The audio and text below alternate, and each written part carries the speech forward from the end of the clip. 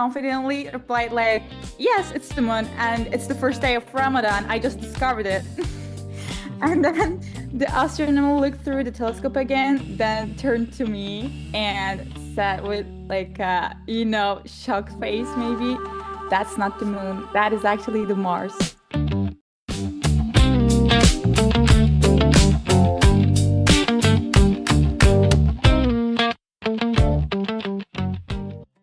Hello everyone and welcome back to another episode of Ramadan Radio. Today we're going to be discussing the sighting of the moon and the beginning of Ramadan. This can be a little bit of a controversial topic, but we're just going to try to explain it simply and share some of our experiences and memories. Today I'm joined with Refia with me. Hello Refia. Hello. Let's start off with you if you want. Do you have any memories or experiences with observing the moon that you would like to share with us? I actually do like a funny story. So when I was in elementary school, every Saturday I took astronomy classes, and the classes were held in a small observatory filled with like telescopes, star charts, and I can say curious kids. And to me, it felt like a magical place. And my father loved me showing sky all the time. And after every class, we would look to telescopes and he would say things like, look, that's Jupiter, and like that bright one is Venus, etc. And I felt like a tiny astronomer discovering the universe in that times. And one evening, on the first day of the Ramadan, we went to the observatory again. And the air was cool and the sky was incredibly clear. That was like all clear. And then the telescope was set up and people were taking turns looking through it. Then it was my turn. I looked through the telescope and saw a bright round object. In my mind, I immediately thought, oh, that's the moon. Okay, I saw it in the first day. And then I said like, oh, I found the moon. And then the astronomer in charge like chuckled a little and like asked to me, are you sure? And I was so confidently replied like, yes, it's the moon and it's the first day of Ramadan. I just discovered it. And then the astronomer looked through the telescope again, then turned to me and said with like shocked face maybe, that's not the moon. That is actually the Mars. And suddenly everyone around us started laughing. I looked again through the telescope, feeling like a, little surprised and slightly embarrassed. That was like an awkward moment for me. Then I remember thinking to myself, well, okay, it's not the moon, but Mars is pretty cool too, My dad tapped me shoulder and like said jokingly, look at that. Today you discovered Mars instead of the moon, So it was this first day of the Ramadan. I think it was on like 2012 or something. But somehow I had like accidentally announced Mars as a new moon, so probably the most incorrect astronomical observation, but it was a funny story. Yeah, it sounds like a great memory to have. I wish I had that memory. It must have been so fun looking through that like telescope, seeing all the planets and stars. Yeah, I hope to go do that one day, inshallah. Yeah. You felt like a little discoverer then, huh? I do actually. Okay, do you have any memories or like do you want to share anything else about the topic, like the fun part or the fact? I don't have any exciting memories like yours, but I do remember this one time that, this happens all the time, almost every year. The beginning and the ending of Ramadan can be a topic of discussion sometimes, and people have different things that they follow. So I remember once we were having Eid, because we were told the moon was sighted, and we were having Eid the next day, so none of us were fasting. But it turned out to be that my dad was actually fasting. Because apparently the moon wasn't sighted, and probably because we were a little younger, he didn't mention it to us. but he was fasting and we weren't, so that felt awkward. And the thing is, a lot of the people, not everyone was sure about the day either. So there were other families that weren't fasting, and so we had visitors. So it was I would say the most awkward Eid that I had, where some people were fasting and some people weren't, and we had visitors for Eid even though we were supposed to be fasting apparently. So that was even back then, it was very interesting to me, like how could this happen? Like what determines it? How is it decided? And how come people get split up into two? I don't have, that's the memory that I have, but I can explain it a little bit, I guess, now.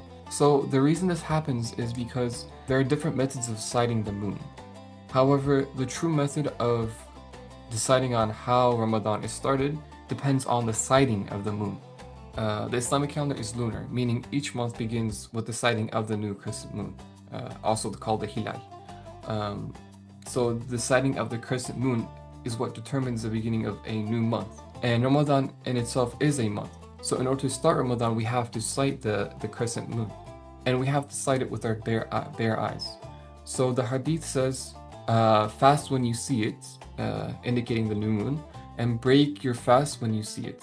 But if it is hidden from you, then complete 30 days. So this means if it is hidden from you, which means that like if it's a foggy day, like as you mentioned, it was a clear day when you were observing, but sometimes it can be foggy and the position you're in might not be a very high altitude, so it might be harder to observe the moon.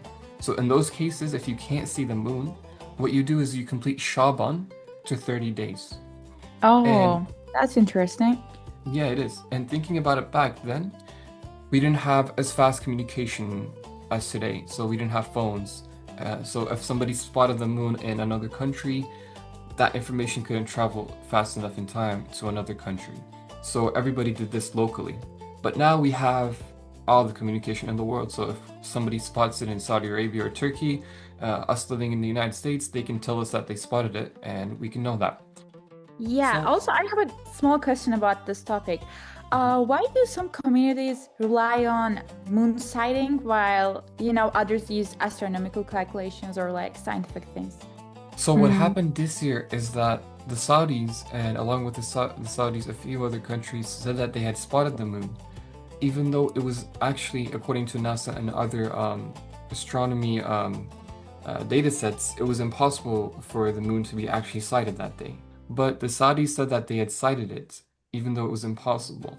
And this happens almost every year because the Saudis use some other calculation techniques to calculate the size of the moon and to calculate if the moon can be spotted, if the moon is going to be a crescent or not. But the hadith says that we have to sight the moon with our eyes, so we can't use calculations. So a lot of the madhabs, actually all of the madhabs, accept it this way. They accepted that the moon has to be sighted with the bare eye, and calculations cannot be used. And in fact, there's an instant in the Prophet ﷺ where he explains this. He says, "We are an unlettered nation. We neither write nor calculate. The month is like this and this." He shows like his fingers showing 29 or 30 days. So this is another hadith a lot of the scholars use to show that we don't use calculation, to explain why we don't use calculations for this instance. So that's the explanation, and that's the research I had done. I don't know if that explains it for you, but do you have any other questions? I don't know. Okay, I think that makes sense right now. So we should focus on like not to the science that much, but to seeing that like visually.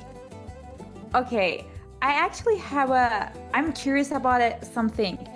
If you were given the responsibility of spotting the first, crescent moon of Ramadan, where would you go to look for it? Oh, that's a good question. I suck with personal questions, but I think the rainforest.